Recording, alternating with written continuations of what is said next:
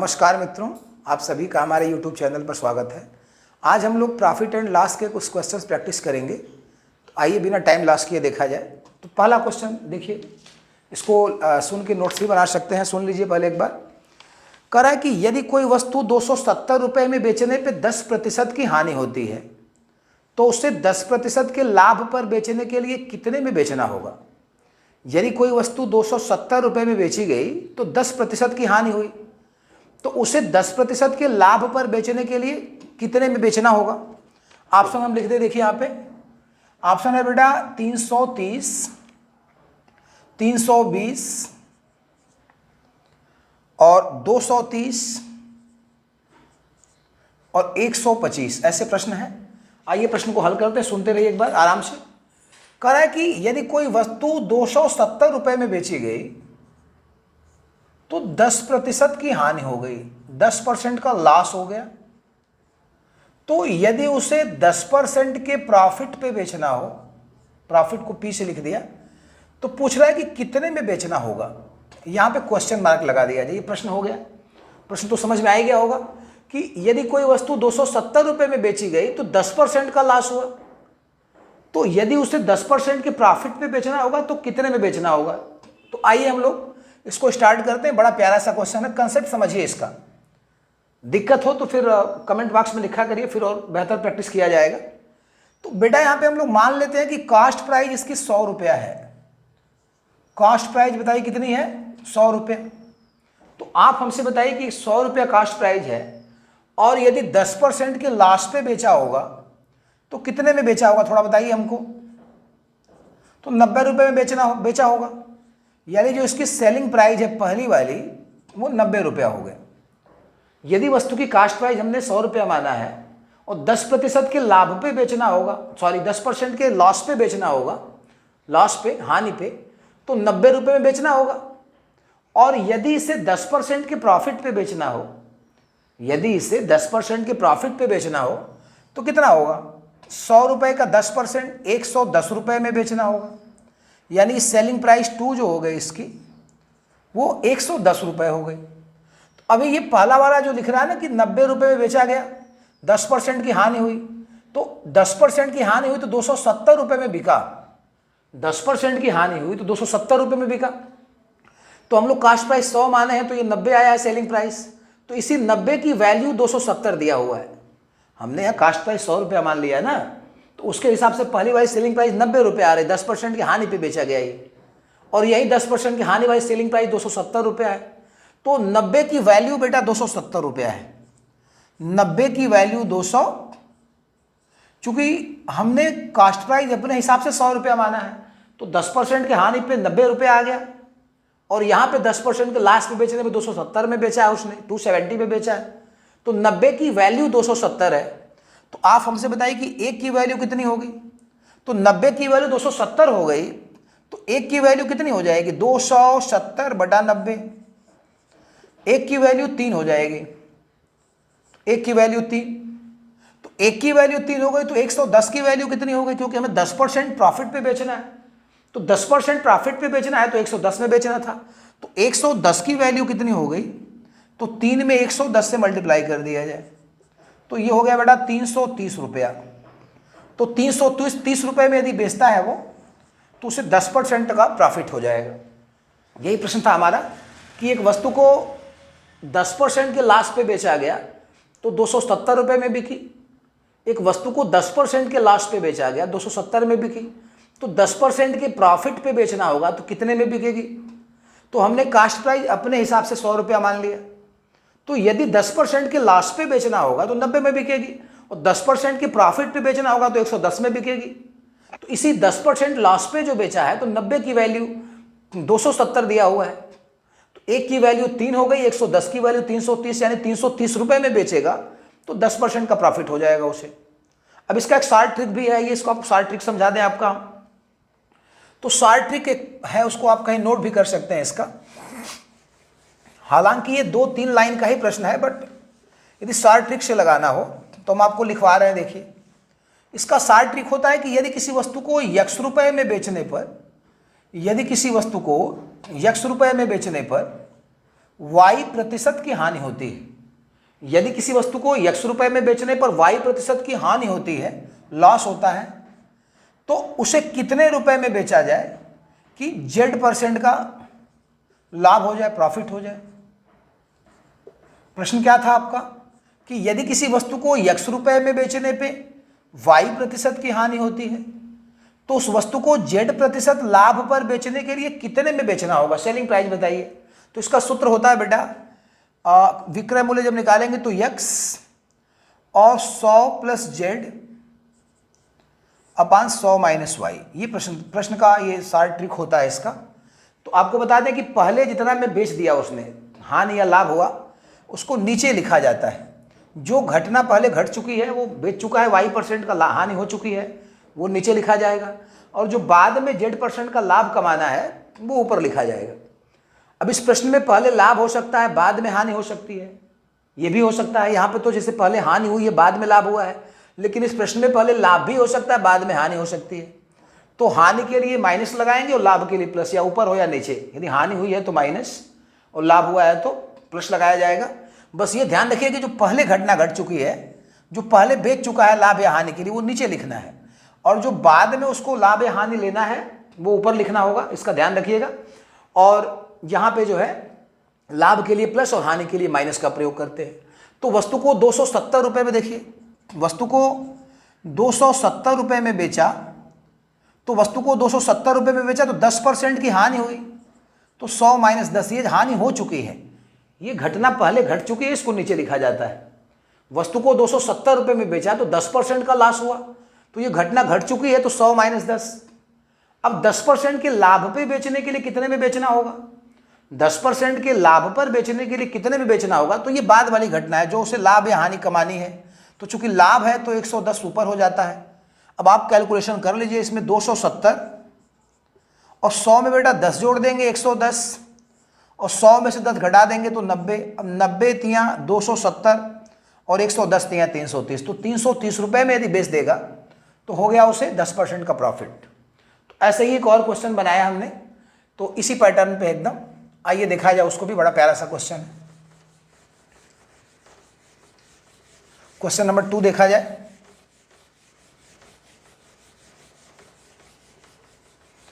तो स्टार्ट करते हैं बेटा, ध्यान से सुनिए इसको। कह रहा है कि यदि कोई वस्तु 168 रुपये में बेची गई तो 12% का लाभ हुआ। यदि कोई वस्तु 168 में बेची गई तो 12% का लाभ हुआ, तो उसे 10% के हानि पे बेचने के लिए कितने में बेचना होगा। यदि कोई वस्तु 168 में बेची गई तो 12% का लाभ हुआ, तो 10% के हानि पे बेचने के लिए उसको कितने में बेचना होगा। आपका देखिए ऑप्शन है 140, 140, 135, 130 और एक ऑप्शन है 235। ये बेटा आपका चारों ऑप्शन है। प्रश्न को एक बार दिमाग में बैठाइए फिर से कि एक वस्तु को 168 रुपये में बेचने के लिए, एक वस्तु को 168 रुपये में बेचने पर उसे 12% का लाभ हो गया, तो 10% के हानि पे बेचने के लिए कितने में बेचना होगा। यानी आपसे बताएं कि वस्तु यदि 168 में बिकी है, वस्तु यदि 168 में बिकी है तो 12% का प्रॉफिट हो गया। यदि वस्तु 168 में बिकी है तो 12% का प्रॉफिट हो गया। प्रॉफिट को हमने पी से लिख दिया। तो आप बताइए कि यदि 10% लॉस पे बेचना है तो पूछ रहा है कितने में बिकेगी। 10% लॉस पे बेचना है तो कितने में बिकेगी, क्वेश्चन मार्क लगा दिया हमने। 10% लॉस पे बेचना तो कितने में बिकेगी, तो क्वेश्चन मार्क लगा दिया। अब पहले तो इसका कंसेप्ट समझा दें आपको हम कि वस्तु का कास्ट प्राइस हमने 100 रुपया मान लिया। आप बताइए हमको कि वस्तु का कास्ट प्राइस 100 रुपया है और 12% लाभ पे बेचना है तो कितने में बेचेंगे आप। यदि 100 रुपया में वस्तु खरीदी गई और 12% के प्रॉफिट पे बेचना है तो कितने में बेचेंगे, तो आपका आंसर होगा 112 रुपया। और 10% के लॉस पे बेचना है तो कितने में बेचेंगे। 100 रुपये की वस्तु को यदि 10% के लॉस पे बेचना है तो 90 में बेचेंगे, जाहिर सी बात है। तो अब ये 112 की वैल्यू दी हुई है। ये तो हम लोग सेलिंग प्राइस 100 रुपया मान के ना, cost price selling price cost price 100 रुपया मान के ना सेलिंग प्राइस निकाल रहे 112 रुपया। तो अब ये 12% का लाभ होने पे 112 में बिकी और 12% का लाभ होने पे 168 में बिक रही है। तो यानी 112 की वैल्यू 168 हो गई। 112 की वैल्यू 168। यहां भी 12% का लाभ हुआ है और यहां भी 12% का लाभ हुआ है। तो 12% के लाभ पे 168 में बिकी और 12% के लाभ पे 112 में बिकी। तो इसी 112 की वैल्यू कितनी हो गई? 168। तो 112 की वैल्यू यदि 168 रुपया हो गई तो एक की वैल्यू कितनी हो जाएगी बेटा? 168 बटा 112। तो 90 की वैल्यू 10% हानि पे बेचना है, तो 90 की वैल्यू निकालेंगे तो मल्टीप्लाइड बाई 90, 90 से इसमें गुणा हो जाएगा। अब यहां पे 56 के पहाड़े से 2 बार ये कट जाएगा और 56 के पहाड़े से 3 बार ये कट जाएगा। 2 से 90 कट गया 45 बार में और 45 तिया 135। यानी यदि वो उसे 135 रुपए में बेच देता है तो उसे 10% का लॉस हो जाएगा। सेकेंड ऑप्शन सही है। प्रश्न सेम उसी कॉन्सेप्ट पे, बड़ा प्यारा सा कॉन्सेप्ट था। अब इसका शॉर्ट ट्रिक आपको बता दें हम कि शॉर्ट ट्रिक में यक्स और बाद में देखिए उसे लॉस लेना है, बाद में उसे 10% का लॉस लेना है। तो 100 माइनस 10 और पहले बेटा 12% का लाभ हुआ था तो 100 धन 12। पहले वाला जो लाभ या हानि हो चुकी है उसको नीचे लिखा जाता है और बाद में जो लाभ या हानि लेना है उसको ऊपर लिखा जाएगा। लाभ के लिए प्लस और हानि के लिए माइनस। तो पहले तो उसे 12% में बेच ही दिया लाभ पे ना, वो पहले तो उसे 12% के लाभ पे बेच ही दिया तो 100 धन 12। बाद में 10% का लॉस करना है उसको तो 100 माइनस 10। अब यक्स की वैल्यू कितनी है आपकी? 168 और 100 में से 10 गया 90 और 100 धन 12 112। तो सेम वही चीज आई है 168 अपान 112 गुणे 90, 168 गुणे 90 बटा 112। तो वही चीज सेम आ जाएगी यहाँ भी 135। तो ये दो क्वेश्चन हमने एक कंसेप्ट पे लगा दिए। अब हम लोग बेटा थर्ड क्वेश्चन की तरफ आगे बढ़ते हैं। तो ये हमने आपको देखिए कंसेप्ट से भी बता दिया। कंसेप्ट बहुत जरूरी होता है क्योंकि शॉर्ट ट्रिक इतने ज़्यादा हैं कि सारे याद करना संभव नहीं होता। तो कंसेप्ट आता रहेगा तो आप कहीं से भी क्वेश्चन कर लेंगे। तो अब हम लोग थर्ड क्वेश्चन की तरफ आगे बढ़ते हैं। थर्ड क्वेश्चन को भी हम लोग कंसेप्ट और शॉर्ट ट्रिक दोनों से देखा जाएगा।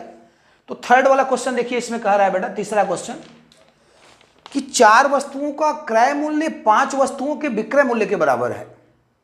4 वस्तुओं का क्रय मूल्य 5 वस्तुओं के विक्रय मूल्य के बराबर है, तो प्रतिशत लाभ या हानि बताइए आपको।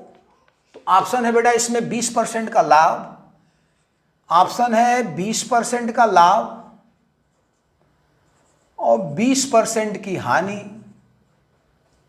ऑप्शन 20% का लाभ, 20% का हानि और 25% का लाभ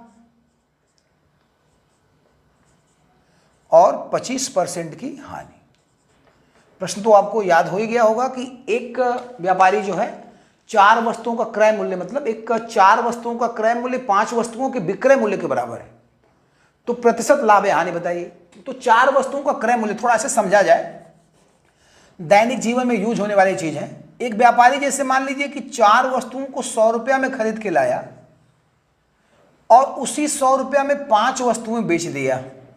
थोड़ा दिमाग लगाइए अपना कि 100 रुपया में 4 वस्तु खरीद के लाया और 100 रुपये में 5 वस्तु बेच दिया। तो अब बताइए कि पैसा तो 100 रुपया, मतलब पैसा तो उसको 100 रुपया मिला, वस्तु एक ज़्यादा बेच दिया तो लाभ नुकसान तो हो गया उसको एक वस्तु का।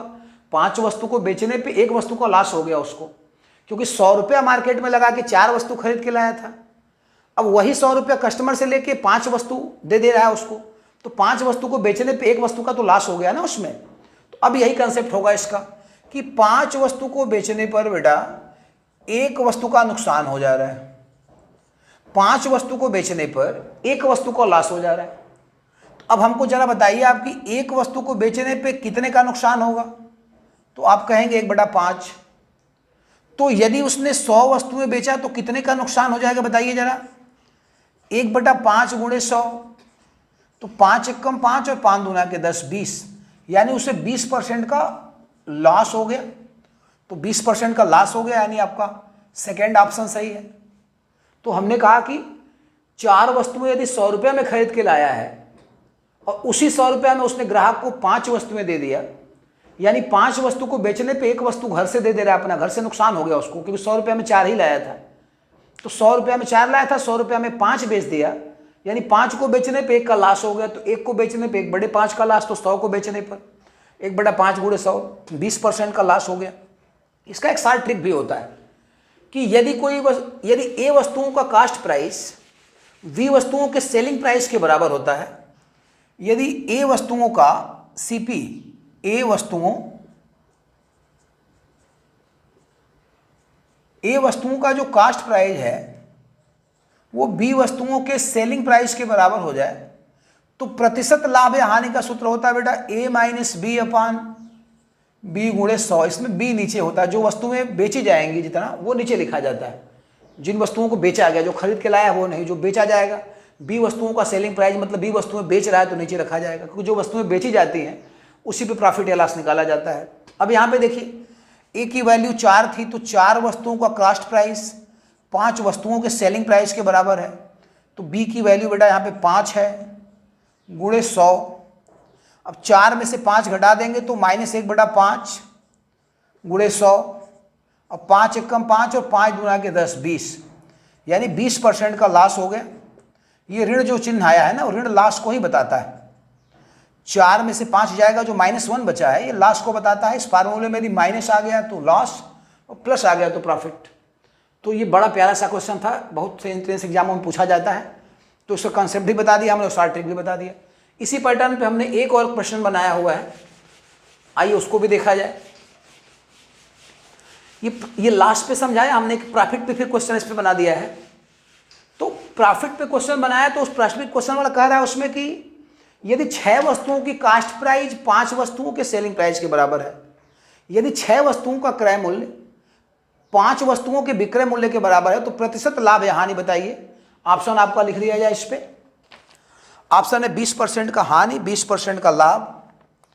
ये ऑप्शन है इसमें 5वें क्वेश्चन में कि 20% की हानि, 20% लाभ, 25% हानि और 25% लाभ। सारी चीजें ऐसे ही हैं। तो 6 वस्तुओं का कास्ट प्राइस, 6 वस्तुओं का क्रय मूल्य 5 वस्तुओं के विक्रय मूल्य के बराबर हो जाता है। 6 वस्तुओं की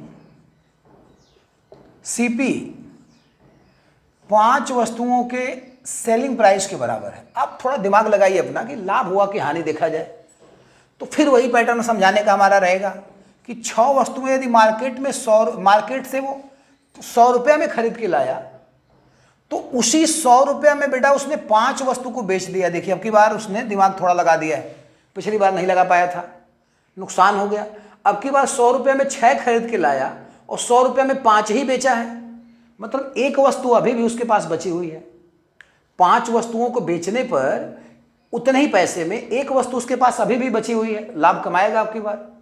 तो आप बताइए कि 5 वस्तुओं को बेचने पर, 5 वस्तुओं को बेचने पर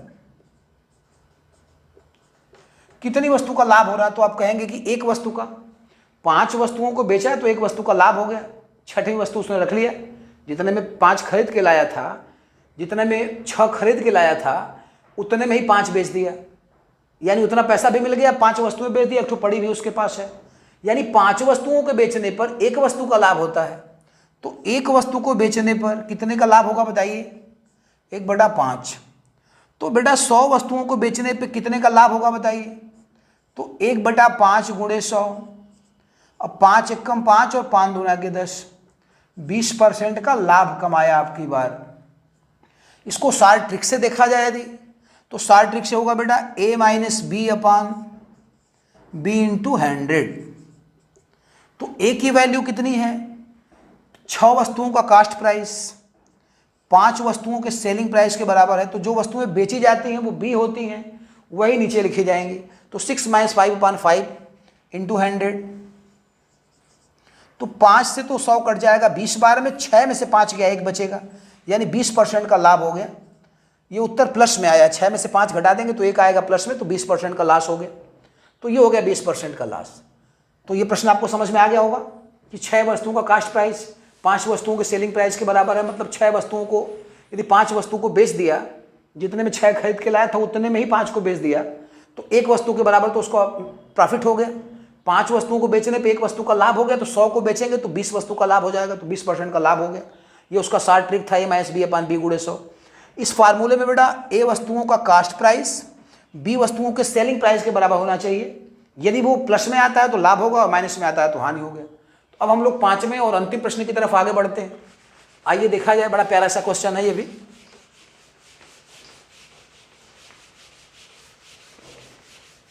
तो देखा जाए बेटा,